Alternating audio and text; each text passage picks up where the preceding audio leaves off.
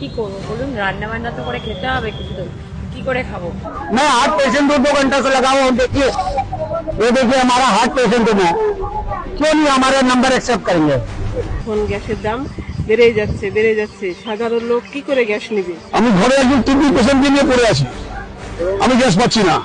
হঠাৎ আমরা শুনতে পারলাম গ্যাসের দাম বেড়ে গেছে, এতে সাধারণ মানুষের জীবিকা নির্বাহ করা খুব দুঃসহ হয়ে উঠছে। আমরা কোথায় যাবো বলুন? আমরা গরিব মানুষ, আমরা সাধারণ মানুষ, দূরে আমার দিন খাওয়া। আমরা যদি একটা গ্যাসে আমরা 1 মাস পর চালাচ্ছি, তাও যদি আমরা গ্যাস না পাই, তাহলে আমরা কোথায় যাবো? রান্না বান্না লোকে খাবে কি, করতেই পারছে না। গ্যাস সিলিন্ডার কি করে ব্যবহার করতে পারবে? সকাল দিয়ে দাঁড়িয়ে আছি লাইনে, আমরা গ্যাস পাচ্ছি না, রান্না বান্না করতে পারছি না। ঘরে এখন একদম গ্যাস শূন্য, এমনকি ঘরে বাচ্চা আছে, যে বাচ্চা দুধটা গরম করে তো আগুন নেই। এখন মানে নির্জলা হয়ে গেছি, এরকম অবস্থা। কি করে চালাবো? আমাদের এত কষ্ট হচ্ছে না কি, বুড়ো মানুষ, আমরা কাঠ কয়লাতে রান্না করতে পারিনি, আমরা এত কষ্ট থেকে আছি কি বলবো।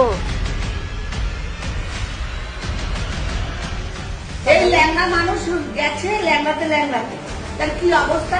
যারা নাকি বাড়িতে কেউ নেই তাদের তো সমস্যা বেশি। এই যে পট করে এত 60 টাকার মতো গ্যাসের দাম বেড়ে গেল, আমরা সাধারণ খেটে খাওয়া মানুষ, আমাদের জন্য এটা খুব কষ্টদায়ক। এবং এই ঘন্টা পর ঘন্টা লাইনে দিয়েও গ্যাস পাচ্ছি না। এবার গ্যাস কিনবো, ছেলে মেয়ে পড়াশোনা করবো, আমার খুব সমস্যার মধ্যে আছে।